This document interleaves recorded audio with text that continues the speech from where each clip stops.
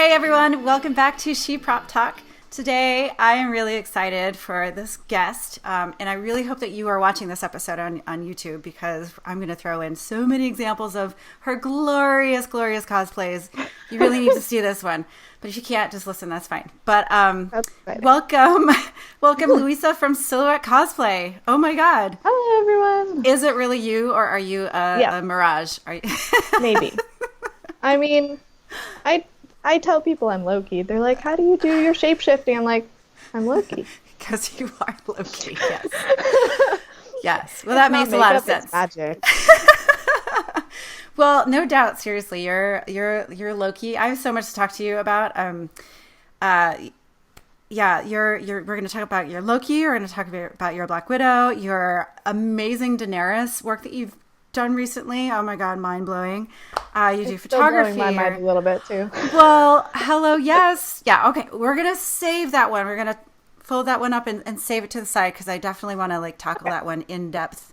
But first, let's start with some basic questions. I actually asked online on Instagram for some questions for you because I thought that would be kind of fun. And I did get a bunch of questions. So one of them is one that I was going to ask you anyway. But I know. Let's see. Okay. This one is from Artist Addict 1313. It's cool. I recognize that name. Yeah. And so this person asks, how did you get into cosplay and what inspired you to cosplay? Oh, boy. I know. That's it's like a long and short story. It is, yeah. I've been sewing since I was 8. So Since that 8? was my grandmother taught me. And so I would sit on her lap and she would do the foot pedal and I would guide the fabric through the machine. Oh my gosh. And it was awesome. So I started out making American Girl doll clothes.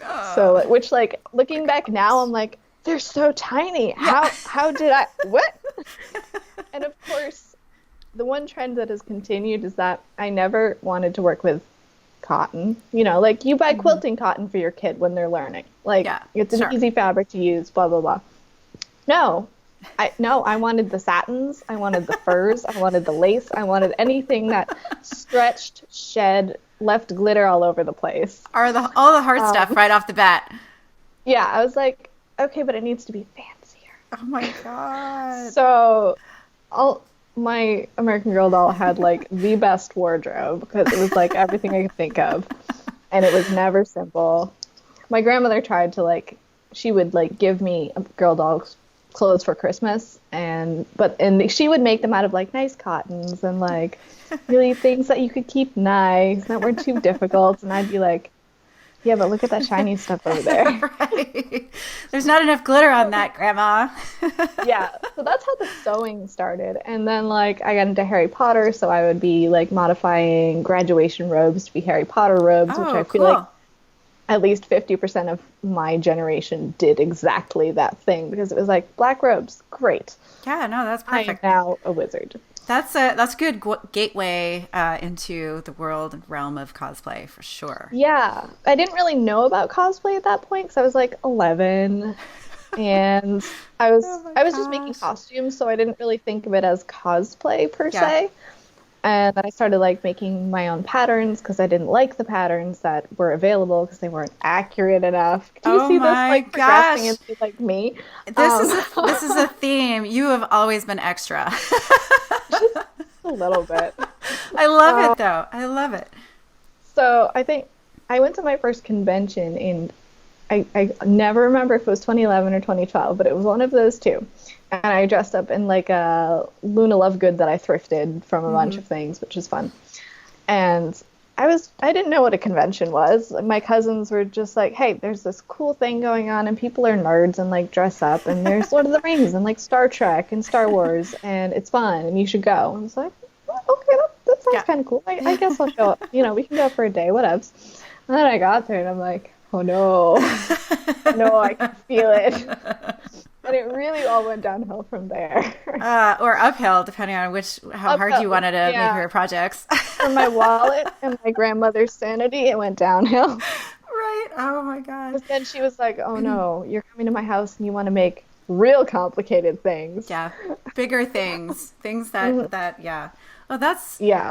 that is awesome. So where did the cosplay name Silhouette Cosplay come from?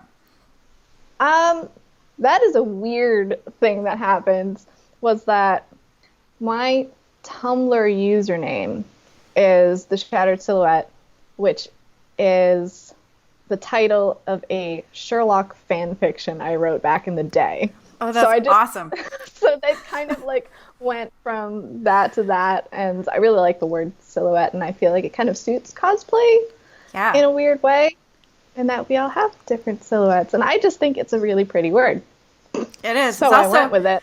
It's also for people like me who I can spell, but I have to slow down a little bit and remember how to spell silhouette because it's not something I spell all the day, every single day. You are probably the 100th person to have told me that they know how to spell silhouette because of you. Me. Yep, where they're like, I've typed it often enough that I actually know how to type it now. Well, thank you for educating us all, Luisa. I appreciate that. You're so welcome. I'm here for that. Well, let's see. We have so many other questions. I'm going to grab a couple more of these questions. So we did the origins. What's that? I said throw them at me. Throw them at you. Okay, there's a lot of questions about embroidery, but we're going to hold on to those because we're going to talk about Daenerys later. I'm so excited. I seriously. Okay, so listeners, we were like your eyes like glint a little bit. I know, like sparkle eyes.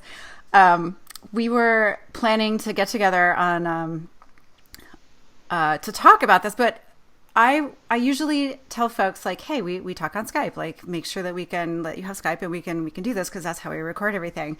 And I got so lost in your work on Facebook. I was scrolling, I was watching your Loki the videos, the one that you took in that you filmed in New York, and then the detail work on the Daenerys costume. I got totally lost and I lost track of time. And then you were like, hey, how do we do this? It's like, oh my gosh. So it's your fault. Like, is this Facebook? Is this Google? What are we doing? Oh yeah, let me quick download Skype. Got it. Okay. Thank you for doing that. All right. So yeah, wow. Okay. There's another question here. What was the most improbable material that you worked with but ended up looking great? And that question is from Kiko Cosplay. Thanks, Kiko Cosplay. Oh. I mean, whether it's from your American Girl costume days or from current costume days. Okay, well, I think I have two. I have two good ones, I think. One is the company that makes Thybra sent me a lot of Thybra. They were like, hey, we want you to like try this and see what you think. And so I tried it, and I found out it doesn't work like RWBY. As you know, Beverly. It's pretty different. But it was what I had on hand to make my gauntlets for Raven from RWBY. Oh, and I was like, I need to make these out of thermoplastic. I don't have any RWBY. I don't want to make them out of foam because I want them really solid. Mm-hmm. I have Thybra. And I was like, at first I was like, okay, it's like sheets of thermoplastic. Great. And I started working with it. And it was like, this is not working. This is not how I envisioned this. This is bubbling. This is soft. This is gummy. This is the worst thing ever. I hated it. They came out really well, but it took so much effort to get them structural and smooth and to not just squish into one big gummy mass. Yeah. Yeah. Oh, I know. Let's say I learned my lesson on how to use Thybra and how not to use Thybra in that context. People always ask me, like, what are your gauntlets made out of? And I'm like, Thybra, don't. Just don't go there for this kind of work. Yeah, so when I'm assuming you're referring to like using the Thybra over like EVA foam, like you would like wrap with RWBY, or no, what were you using? Over foam. I just smushed two sheets together like I do with RWBY. Oh, and so then it was just like extra gummy. Yeah. So I generally don't even put thermoplastics over foam because I don't like the thickness of it very much. Yeah. So that was a learning experience, shall we say. The other good one I had was that when I was doing a lot of my research for Loki, he has this this metal mesh material on his coattails and in parts of his sleeves. And I was like, what is that? It's like fabric, but it's metal. It's real metal. And I was just like, okay. And I started like Googling and researching and couldn't find anything. And then I came across this thing on eBay, which was they make sexy party clubbing halter tops out of this fabric. Oh, perfect. And it's literally just like metal mesh, and it's just like they make halter tops out of it. Oh my God. And so I was like, great. And I bought one. Oh, that's perfect. I have a picture of me wearing it, like over a sweater, just for the sheer like amusement of having this before I cut it up to put it into Loki. Oh my God. So I would love to see a before and an after of like what that looked like. You probably don't have those pictures anymore, do you? Oh, I do. Oh, you do? I absolutely do. Well, yeah. That would be really great. I love feeling like, you know what, you don't need to make every tiny little piece of your project from scratch. Like if you can farm it from something that has already been made. Yeah. That's totally. always a good avenue. It saves you some time. And Lord, you need time for your projects because you are all about that detail. So we're talking about Loki. Let's talk about Loki. Let's talk about Loki. I will talk about Loki for like this entire hour. You will have to stop me. Okay. All right. You'll have to keep me on track so we get everything. All right. I do have some questions. So what is it about Loki that drew you to the character? Okay. So Avengers came out in 2012, and I was like, kind of didn't get it. Just saw it was really hyped up, and I was like, okay, they're superheroes. I don't like action movies. Like, I find fights boring. So I wasn't really into it. And then I think I spent my junior year abroad, and I was in Berlin, and my roommate had gone to bed because our flight had just gotten in, and I was sitting alone in the dark, and she had given me the Avengers movie to watch on my computer if I wanted to. And I was just like, I got nothing else to do. So I watched it. I didn't like it that much. But the two characters I liked were Tony because of his snark, and Loki because of his extra snark. Yeah. And fashion sense, let's be honest. And Tom Hiddleston, let's be honest. And Tom Hiddleston, yes. Yeah. See, yes. Tom Hiddleston was what sold me on Loki. It was his appearance at San Diego Comic-Con in 2013 when he was doing the promotions for The Dark World.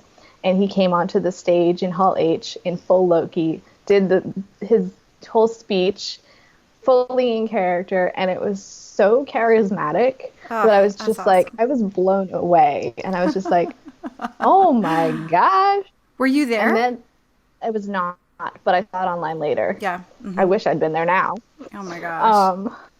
And so then I actually went back and watched Thor, and that was so much more my thing than like your typical Avengers action movie kind of thing, because it's very Shakespearean.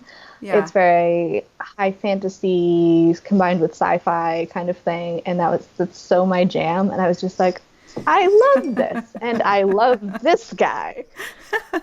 Oh, that's awesome. Well, Thor: The Dark World I have a soft spot for, because I made Sif and Thor from that movie. It is my favorite Marvel movie, and some people would probably just want to fight me about it, and I'm just like, you know what? It's my favorite. The plot has its problems. I don't care because the character interactions are spot on, and I love it dearly. That's how Loki happens. And so my first Loki I made for the premiere of The Dark World. Oh, wow.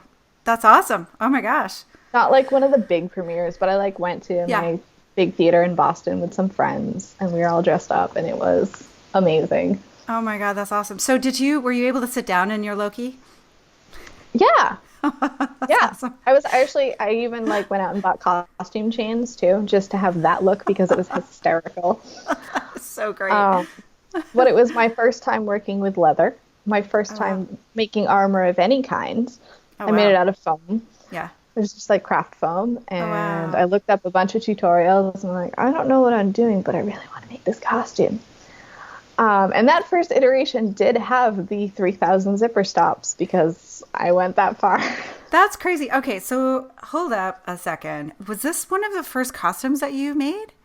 No, not one of the first costumes. I think it was the first costume of any level. Before that, I've made Aowen and Galadriel and things that were more fabric based and a little less crazy. So you were just like, yeah, that's foam, and now I know how to use it. Well, because that costume, I've seen that costume. It's amazing. The armor later disintegrated, but that was okay. Well, you could have fooled me. The start. We made it out of Warbler later. Oh my god! So how many versions of Loki do you have?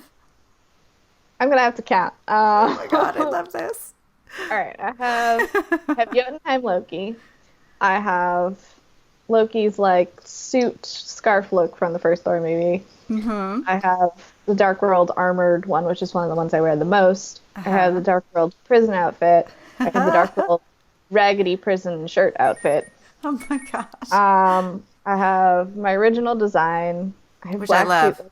Love that. From Ragnarok. Okay. Is that all of them? That might be all of them. Oh my god.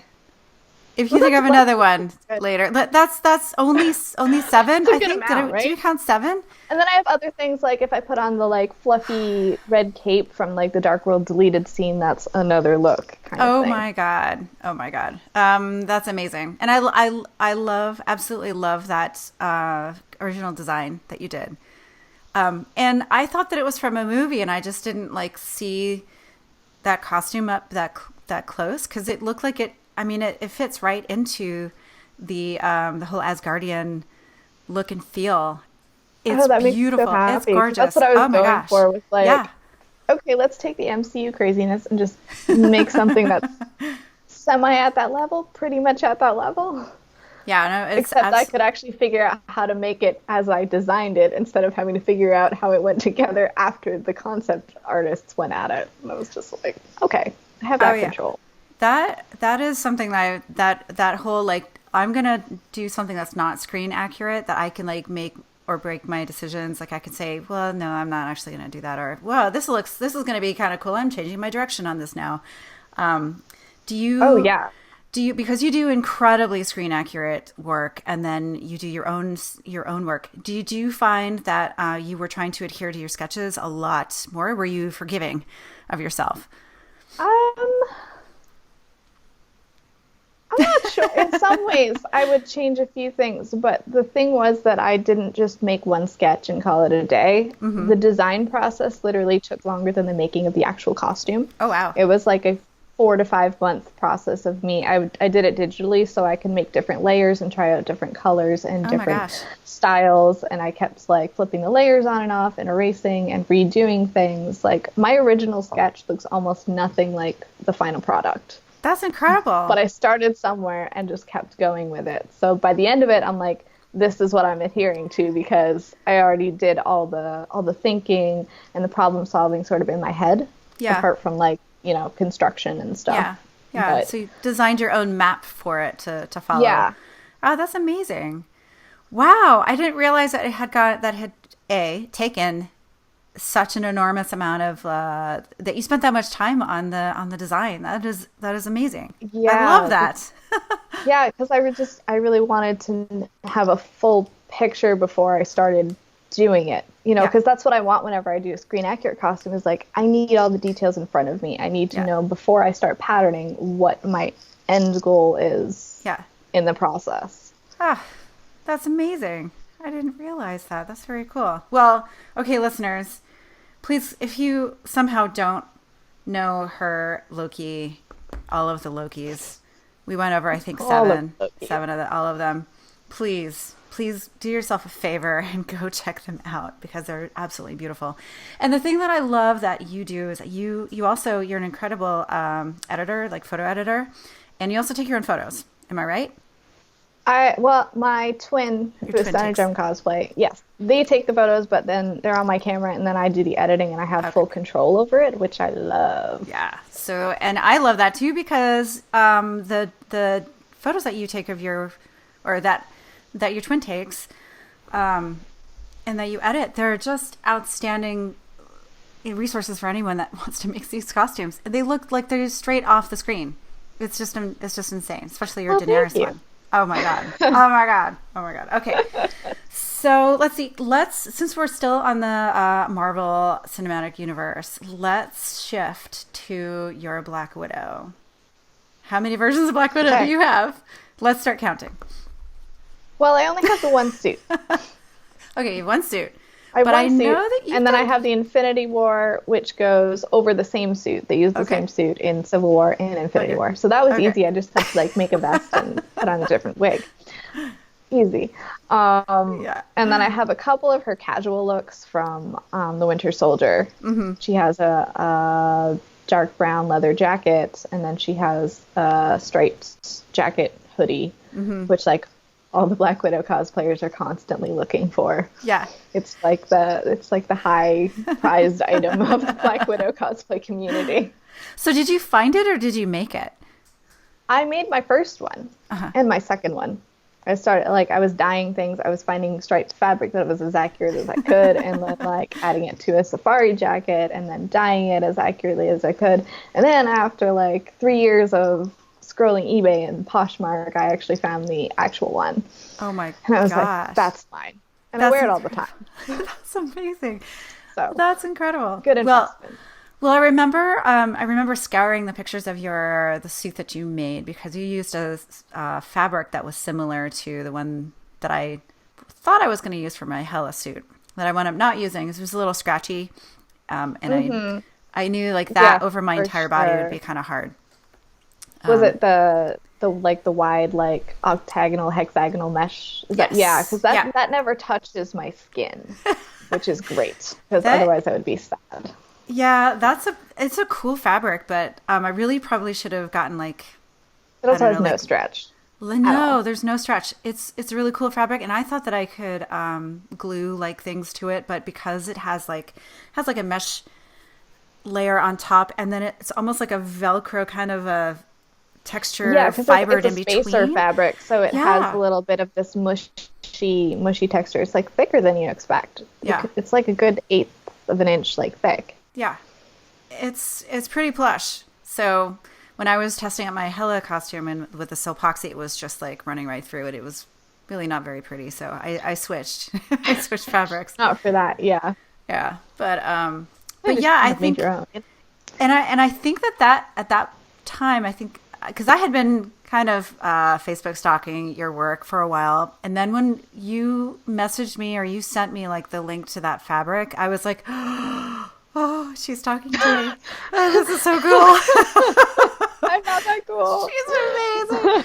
No, seriously, that's exactly what I was thinking when all that was going down. So thank you for your help with that. That was that's hilarious. That was very helpful. And yeah, I wound up not using that fabric for much, but my stepdaughter used it for something, which was cool. Great. It's kind of fun to see her going through those fabrics.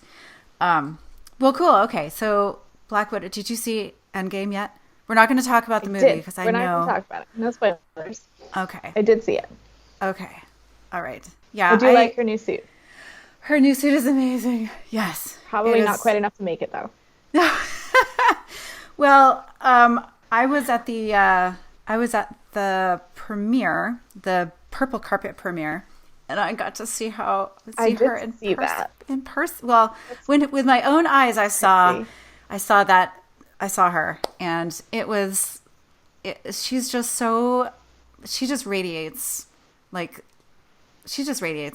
She's just so gorgeous and beautiful, and she was so great with fans. Like, she came over, there's a bunch of Black Widows dressed that were like just dying to see her, and they were all kind of trying to get her attention and everything, and she was so wonderful. She came over, and I saw her actually put her hand around someone's like shoulder to get a picture. Like, she leaned into the crowd, and like nobody else was doing that.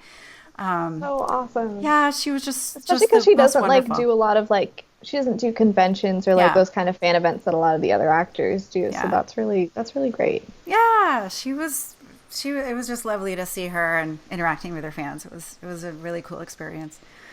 But there were some other some cosplayers there that had worked like for like 3 or 4 days straight to make the costume from the movie that they all wear, the space suit.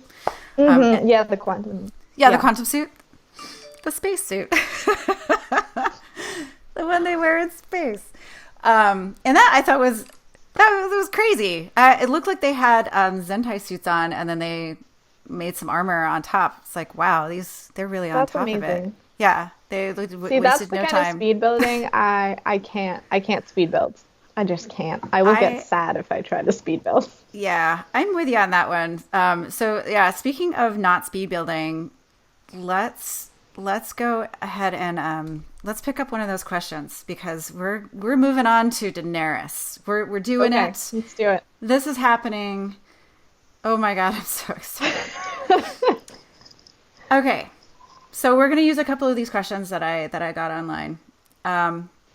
So before I can ask this question, audience, listeners, you must go and find her Daenerys that she just finished. I am telling you, do yourself a favor. It is unbelievable, the embroidery on this verse. First of all, you made the entire thing. And then, because I stalk you, I know that you sourced a lot of the actual parts that they used, right? Yeah, as much as possible. Yeah, as much as possible. Okay. Tell me a little bit about that costume, like how you started and just tell me all about it. And then I'll throw a couple questions in there from our folks all right. as The we Daenerys go along. process. Okay, well, I've Game been of wanting Thrones, to people. cosplay Game of her Thrones. for a few years. And I have folders saved of like some of her different costumes from season 5 and 6. Mm-hmm. And I was kind of like, they're pretty, but they weren't like actively pulling at me the way I know like a costume will if I need to make it. Yeah. And then season 7 showed up and it was the first episode of season 7. And I saw her in this costume and most everything she'd worn before was like white or bright colors, and suddenly she was like going into Targaryen red and black, and she just like landed on the beach and she's in almost black. It's a dark gray, and I was just like, that one.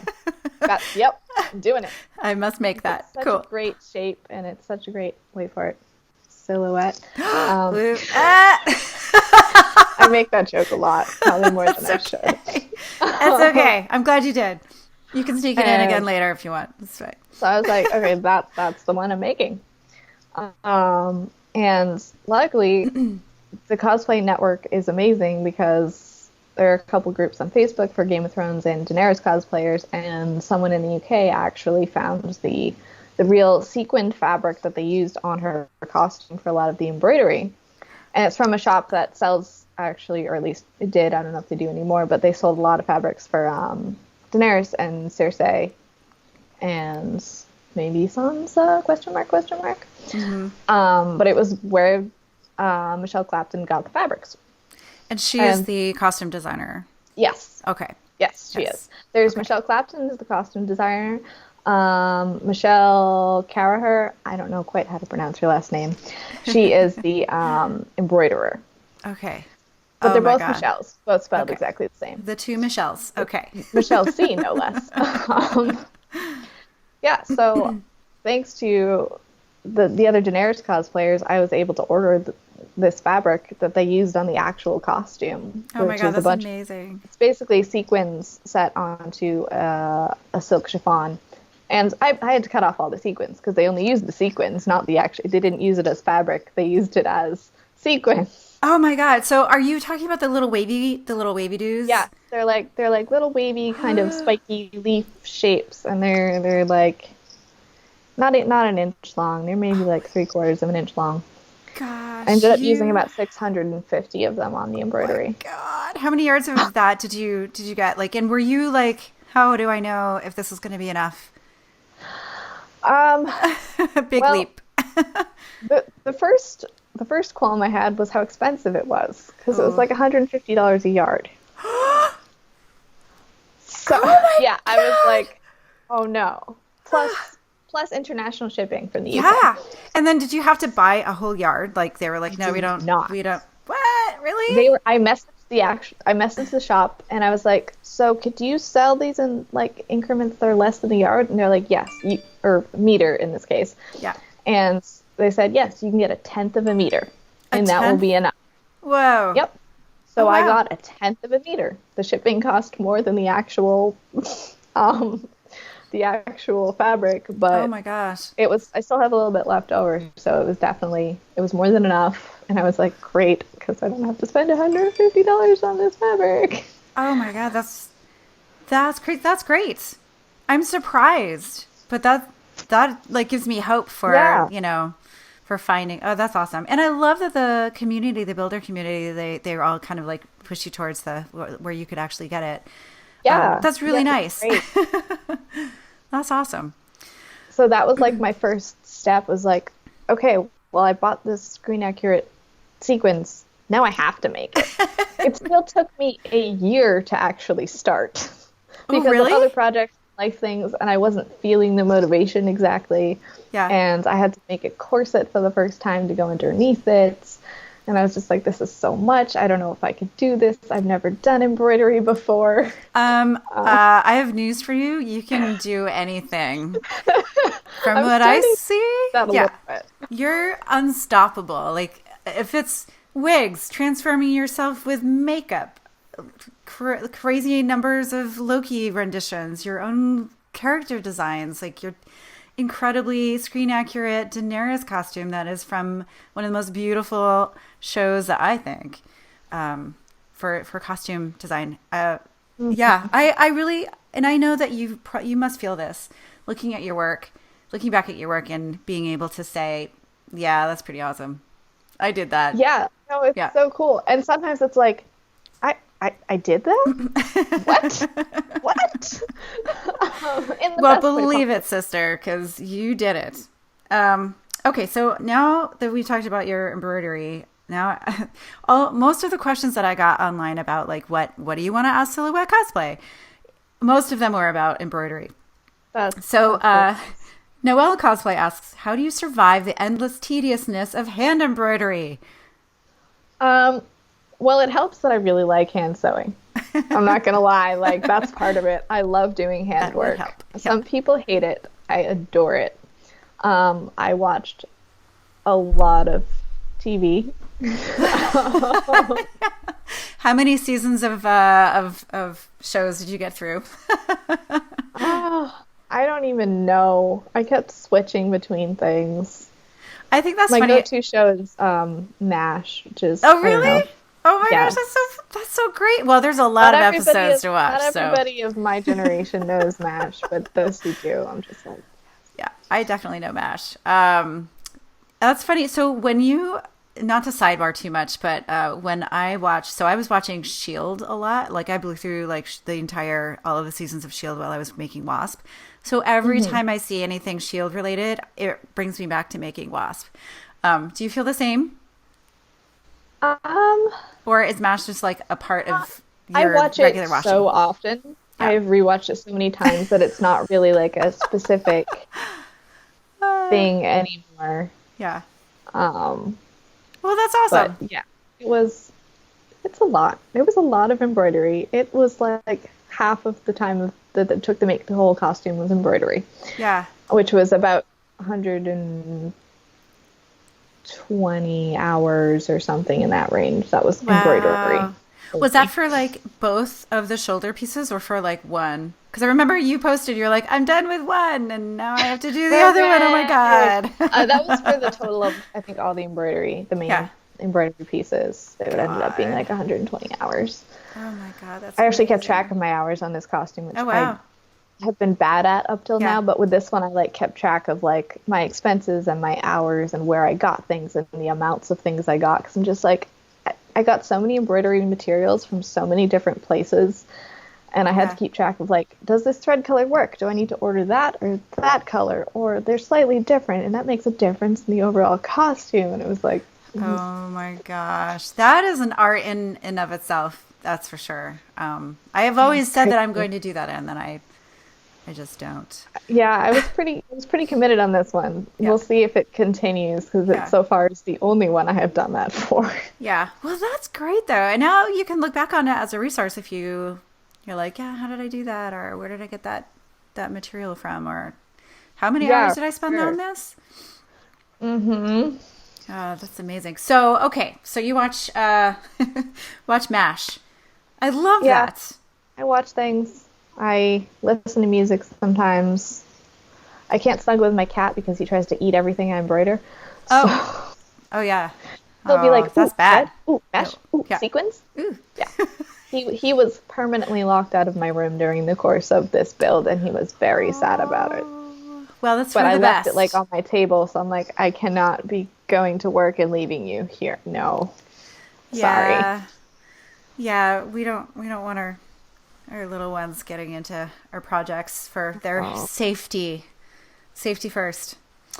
All right, so we have another question. This one is from Mel Chowski.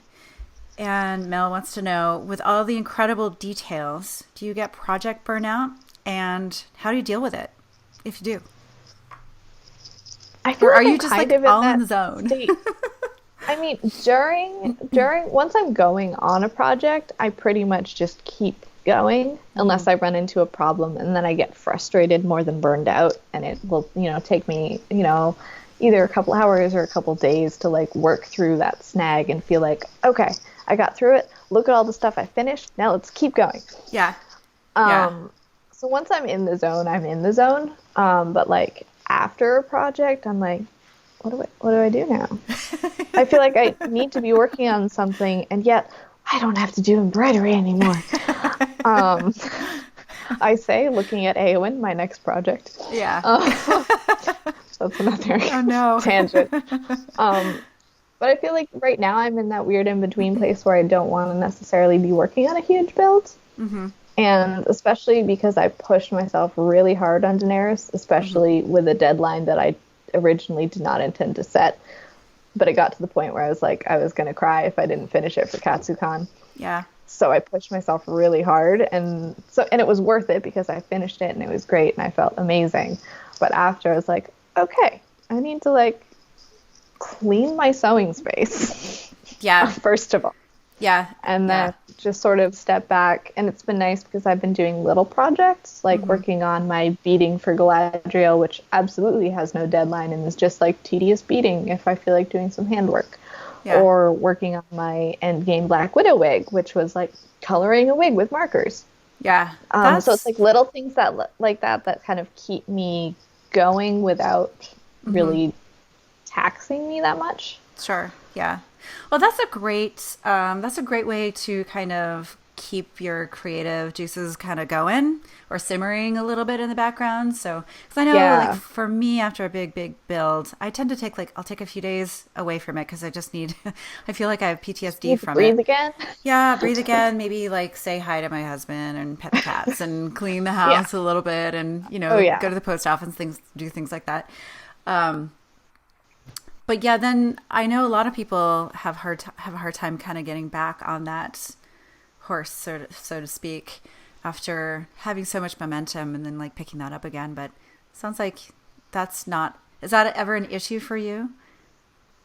I don't think too much. Sometimes it takes me a while to decide what I want to do next, but I also really enjoy the research process. So that's kind of a sitting in bed with a cup of tea way to keep me going or get slowly working on the next project, because I can start Googling reference images any I want to. Yeah. Oh, sure. And it also helps that I can sometimes do that at work because I work in theater and I'm often doing wardrobe, which means I sit backstage a lot doing nothing. There's lots of stuff to do and then a lot of nothing to do until you have to do lots more again. Yeah. So like when I was doing Daenerys and I was researching Daenerys, I was just like, I was ordering some silk threads while I waited for my next quick change. Oh, wow. Oh, that's cool. Which also made me feel like I was getting something done while being at work, which was nice. Yeah. Wow. That's really nice. So it's nice to like be able to collect reference photos and do those sort of downtime, semi-relaxing things that aren't actively like pushing yourself to make something. But I still feel like I'm getting my brain into that thinking process. And the more I think about a project, the better the process ends up. Like I will stare at reference images for probably hours and just be like, I'm going to look at this again and see if I find anything new. And sometimes I do, until I have like all the seam lines are like in my brain. Yeah. Yeah. They like become part of the network. But then it's great when I start making something and I'm already really, really familiar with it because I've stared at it for so long. Yeah. Yeah, I'm kind of similar. I'm the queen of Post-its. Like at work, I'll wind up leaving work with like 5 or 6 Post-its of like lists and little sketches of a detail, just to kind of get my hands into the lines and the, wait for it, silhouette of the costume. Is it okay that I use that? Absolutely. Okay. I love that you just did that. Thank you. Sorry, couldn't help myself. All right, let's find another question. So we talked about the tediousness, which doesn't seem like you enjoy it. So it's not tedious if you enjoy when it. I was like pushing to finish it. Yeah. And it did get tedious in places where I was like, I have how many more sequins to sew on this row? Excuse me. But in a lot of the Game of Thrones embroidery, there's enough variation in the textures and the detail that it's not like literally doing one thing for 5 hours. Yeah, well, that's nice. Like, I do this for 20 minutes, and then I have to add a different color thread, and then I have to add different kinds of beads, et cetera, et cetera. They keep you going. Oh, it's so beautiful. Okay, Catalina Katie wants to know, what's the best and worst part of being so detail-oriented in your projects? The fact that I can't settle for less is both a blessing and a curse. Oh, it means preach. it means when I finally finish it, it's going to be how I want, and I'm not going to look at it and say, I wish I had. Yeah.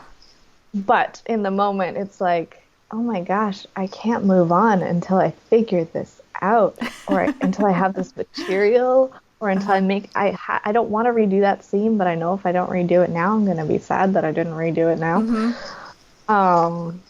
So it's kind of a mixed thing, and it's just how I am. And I've found out that like if I work on something for only 2 weeks and try to call it finished, I will be sad at the end result. Yeah. Which is like, not everybody works that way. Some people bust out a build in a night or two, and it's great, and they love it, and that's how they work. Yeah, there's nothing wrong with that. Yeah, absolutely. And it's also that, like, I see things. I see so many things, and, like, I can't just pretend that that seam isn't there, even though it is doing literally nothing. It's just chilling, being a seam. But Marvel. Marvel doesn't put seams where they normally go. No, they don't. Marvel. You're lucky if you have a center front. Yeah, I'd like to speak to Andy Park, please. Hello, Andy Park. I know that name. I love his work. He's the best. So there are good and bad things. Yeah. And it's just sort of like you learn how you work and then you make it work. Yeah. The more you learn about your own process, the better you're gonna be. I totally agree with that. And I think that sometimes when you are like dedicated to the detail and the, you know, if screen accuracy is your thing, then sometimes that will push you into trying a new technique or a new method, or learning how to use a different material that you haven't used before. Oh, yeah, for sure. Has that happened? Have you experienced that before? I mean, you have. I definitely had. I really hadn't done embroidery until I started Daenerys. And I was Are you kidding me? What? I'm not kidding you. Like, I'd done some like cross stitch when I was like 12. Oh my God. But I was just like, what? I'm going to do it. So I'm going to do it. And then I just did it. Okay, and, this is like Loki, a shock on my face. With leather, so I was just like, okay, I'm going to work with leather. Oh And I my got God. a lot better with it over the course of the 4 years of working on Loki. But it's just a matter of like, I want this to look this way. I know what material I have to use. I'm going to teach myself how to do this. That's awesome. I love that. You are unstoppable. You are truly. This is amazing. I try. Amazing. Except by my own brain. I'm sure that you are never bored ever, ever, ever. Well, oh, what? Come on. Wow. Do you get bored? I You mean, can tell the truth. It's okay. Oh, I do get bored because like I always feel like I need to be doing things. And then but then I recognize too that I need to not be doing things a lot of the time. So it's finding that balance is really hard sometimes. Yeah. I agree. I'm like, I need to be working on this build. I need to. But I like physically can't right now because I'm really tired and I should really be in bed with a cup of tea. Yeah. Yes, you have to be kind to Like, yourself. self-care is really important. It totally is. Absolutely. And I will get bored if I don't enjoy what I'm doing. I think that's the biggest thing is like, whether it's like my own project or whether it's work stuff, if I don't enjoy it, I will definitely get bored. Yeah, that's for sure. I think that's the thing that like, well, not that I would get bored, but like if I don't take commissions. Do you ever take commissions? Can't do it. I just can't. Yeah, I've taken a couple, and then I've just decided I'm just not going to do that anymore because I don't ever want to be in the position where I'm not enjoying what I'm doing. If I don't like the project that I've taken, like that, I've done that with the former parts of my life and other avenues that aren't related to cosplay. And when I was freelancing forever ago, and that was really hard. It took all the joy out of things. It was definitely a soul sucker to use your creative outlet to do something you don't want to do. But yeah, yeah. Yeah, it's like I do this for myself. I could not do it for somebody else. Yeah. The satisfaction wouldn't be there and the commitment wouldn't be there. Yeah. The passion wouldn't be there. Yep. That's like, who knows how much to charge for anything anyway? Like, what? Oh, I know. And like to give a fair price, I feel like, yeah, that's like a whole nother ball game is commission work and pricing. And oh my gosh, I have a few people that I constantly send, like if anybody asks me for commissions, I send them over to Luisa, or not Luisa, you're Luisa. Eliza, you're Luisa. Eliza from Eldris Arts. She's amazing. She's send people to her too. She's in your neck of the woods, isn't she? Yeah, she's a couple hours from me. Yeah? Mm-hmm. I miss the East Coast. So I'm from Vermont. That's where I grew up. And I have some, she's sort of like my second mom. She lives in Brookline. And so occasionally I will be in the Boston area. So next time. I am like 20 minutes from Brookline. Really? So, yes. Okay. So next time I'm there. You're visiting. Yes. Hello. Good. Yes. Yes. Well, definitely. And maybe I can see your Daenerys in person. Oh my God. I would just die. Are you going to wear that again sometime soon? I am. I probably don't have another convention until August because of life and work and things, but I think she's going to be at Fan Expo Boston. Oh my God! Wait, so when in August is that? That is the weekend of like the 13th, 14th, whatever that weekend is in the middle of August. But I can't. Sorry, I'm looking at a calendar now because it's going to bother me. 16th, 17th, 18th is Fan Expo Boston. I don't know that I'll be able to go. August is always hard. We have kiddo schedules. It's always hard to balance that. Yeah. That whole life thing gets in the way. No, it doesn't get in the way. We love it. It's enjoyable. Well, let's pick up one more question from, let's see. I had to write it down because he messaged me privately with this. So this one, this is sort of like, this is a great last question to ask. And we're sort of like wrapping up with a little bit. So this one is from TMI Cosplay that I love. And I love this question. If you had an unlimited budget and 1 year to dedicate, what dream cosplay would you create? And so so I know that you take your time with your costume. So let's expand that to like, you have 2 years to make it. Okay. Unlimited budget. My answer is not going to change. Another version of Loki.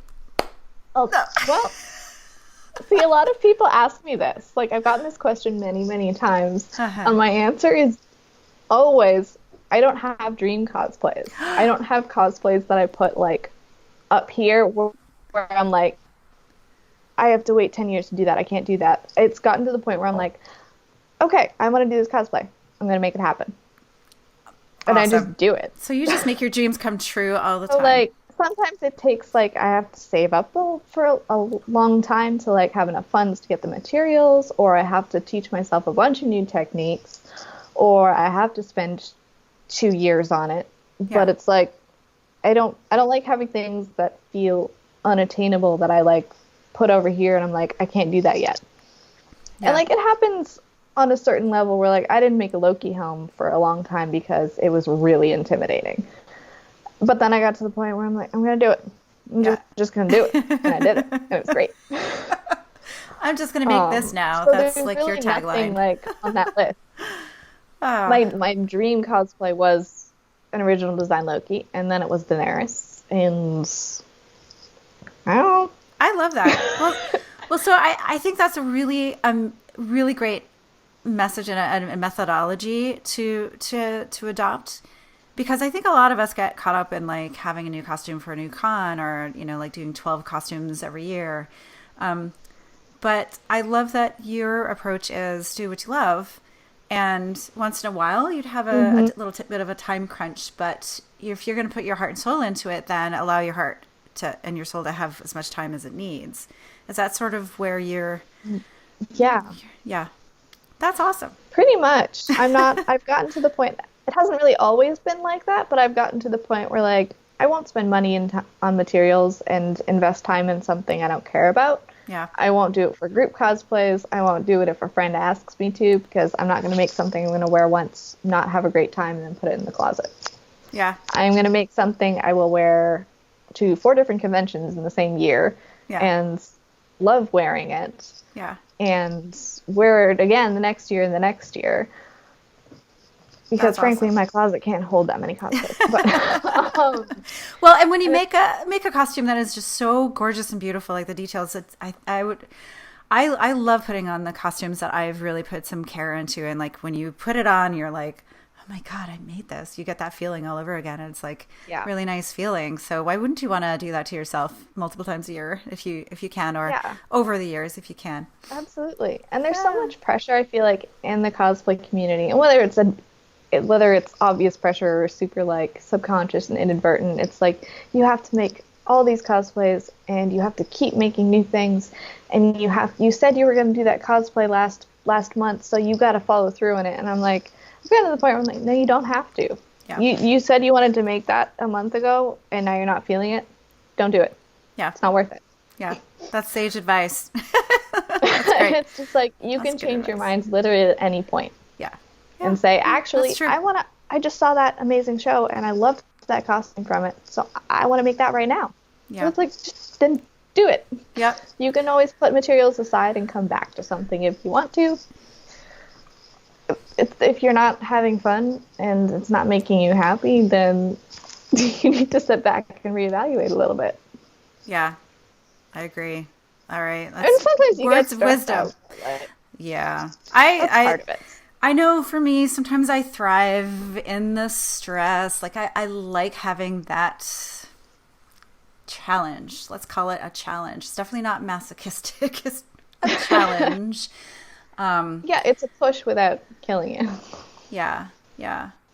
But that is so cool. Wow, I've had so much fun talking to you. And I hope that I get to see you again in person, because we did see each other. I know, we saw each other for all of like so 2 minutes briefly. I was running, or you were running. I was probably running. But a quick little note about that. So yeah, New York City Comic Con last year. I turned around. I felt like or was I behind you? All I remember is like, it was on that weird landing area, like around like. Oh my God! Stairs, and there's so many people trying to like get by us, and I was just like, nope, I'm gonna say hello to this amazing person. And oh my God, I can't believe I'm seeing you in person. And you had your Loki on, and you had your horns on, and it was awesome. I'm so glad I got to see that in person. Yeah. I know. Awesome. I was very sad you were not in costume at that point. I know. I was I know who that is, but I did go and see your Hella and poked it at the booth. Good. So poke the Hella out of that. Definitely took selfies and sent them to you. So good. Yes. I wonder if she's gonna make another round this year. I'm not quite sure, or maybe at least the helmet might. We'll see. I don't know if that suit is holding up. I gotta make another one. I was gonna say, I'm waiting. We've like gotta... no pressure, but I'm waiting.